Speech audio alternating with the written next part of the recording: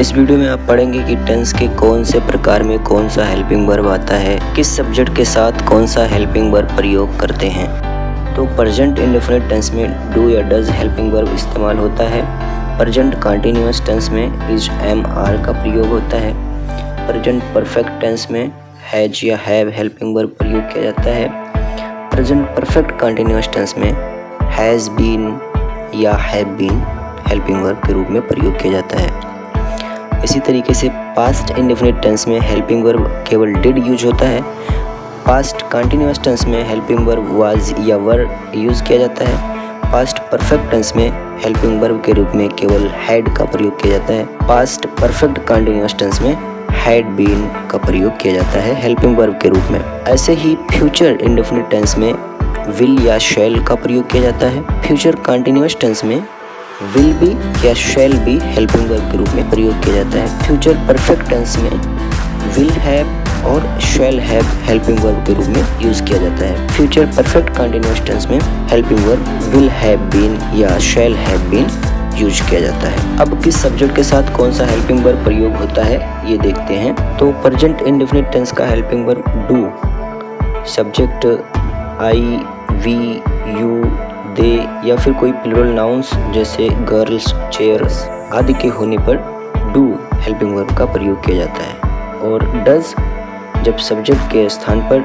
He, she, it और कोई भी सिंगुलर नाउन्स होता है जैसे कि पूजा, बॉय, डेलही एक्सेट्रा, तो ऐसे सब्जेक्ट होने पर हेल्पिंग वर्ब डज इस्तेमाल किया जाता है। प्रेजेंट कंटीन्यूअस टेंस का हेल्पिंग वर्ब इज सब्जेक्ट के स्थान पर यदि this, that, he, she, it और कोई सिंगुलर नाउन्स जैसे कि पूजा, गर्ल आदि के होने पर हेल्पिंग वर्ब के रूप में इज प्रयोग किया जाता है। हेल्पिंग वर्ब एम का प्रयोग तब करते हैं जब हमें सब्जेक्ट के स्थान पर केवल आई मिलता है।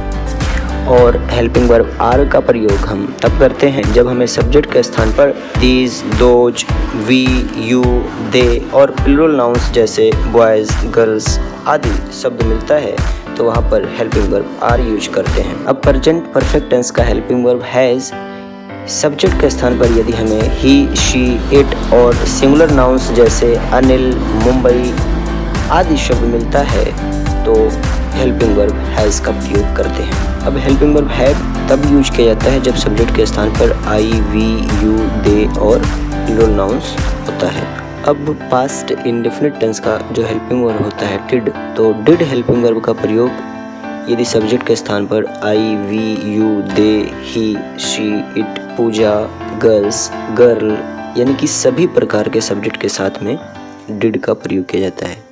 सिंगुलर प्लूरल से मतलब नहीं होता है। डिड सभी प्रकार के सब्जेक्ट के साथ में इस्तेमाल किया जाता है। हेल्पिंग वर्ब वाज जो कि पास्ट कंटीन्यूअस टेंस का हेल्पिंग वर्ब है, ये सब्जेक्ट के स्थान पर अगर हमें मिलता है आई, ही, शी, इट और कोई भी सिंगुलर नाउन्स तो उसके साथ में वाज का प्रयोग करते हैं।